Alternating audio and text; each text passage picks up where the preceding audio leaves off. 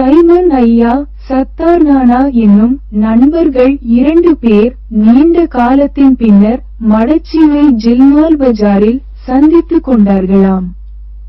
இனி அது பற்றி இது பற்றி என்று பேச்சைத் தொடங்கி விலையேற்றம் என்னும் தலைப்புக்குள்ள நுழைஞ்சிட்டாங்களாம்.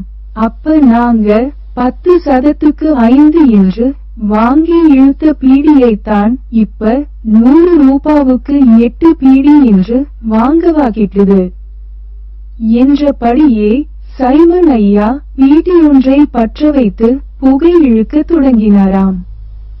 அப்ப நாங்க 8% வாங்கி இழுத்ததைத்தான் இப்ப 160 ரூபா கொடுத்து வாங்கவாகிட்டது என்ற வண்ணம் சிகரெட் ஒன்றை பற்ற வைத்தாராம் சத்தார் நானா.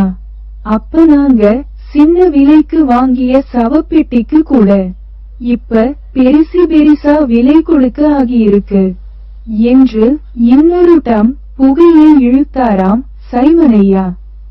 எங்கட நிலைமையும் அப்படித்தான் என்ற சத்தார் நானாவும் சிகரெட் டம் ஒன்றை இழுத்து ஊதினாராம். அப்ப குளிப்பாட்டுவது உபிப்பாட்டுவது தொழுகிறது அடக்குறது என்றுதானே நடந்தது. இப்ப என்னத்தால கூடிட்டுது என்று கேட்டாராம் சைமன் ஐயா. அப்ப எங்கட ரோஹானி தோட்டத்து பள்ளியில ஒரு லெப்பை ஒரு மோதின் என்றுதானே இருந்தாங்க. இப்ப பெரிய லெப்பை சின்ன லெப்பை வந்த லெப்பை சேர்ந்த லெப்பை அதுக்கு மோதின் இதுக்கு மோதின் என்று பெரிய பட்டாளம் ஒன்றுக்கே கணக்கு பிரிக்கவாகியிருக்கு என்று முகத்தை சுழித்தாராம் சத்தார் நானா. இப்பயும் மடச்சீமையில இப்படித்தானாம். நல்ல நேரம் எங்கட ஊருல இப்படியெல்லாம் இல்லை.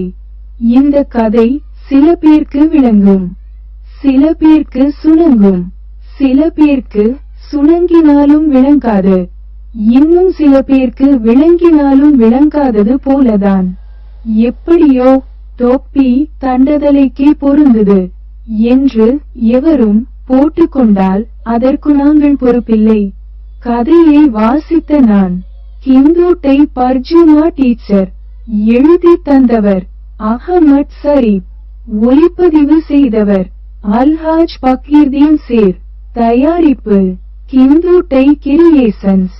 இதுபோல உங்களுக்கும் தெரிந்த மடச்சீமை கதைகள் இருந்தால் எங்களை சந்தியுங்கள்.